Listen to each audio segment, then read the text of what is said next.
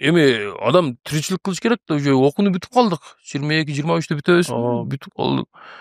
Анан бир жерге мамлекеттик жумушка кириш керек, же бир ишканага кириш керек, же электрик болуп кириш керек да. Минимум электрик. Бозом баягы монтёр, свет текшерердин дипломдор тийген колго. Же Россияга кетиш керек.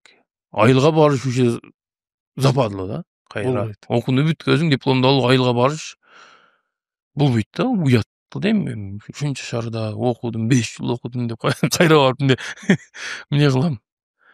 Анан Актилек мен Кореяга кетем деп калды. Токтоп тур. Кайырбек мен Россияга кетем деди. Анан экөөнү тең алып калдым. 1 жыл убакыт бергиле, 1 жылда кичине элге танылып, той топурга бизди чакырып калса керек.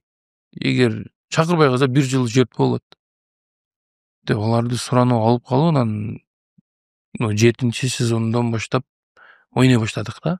Бул кадимки риск болгон экен да. Риск эле болгон.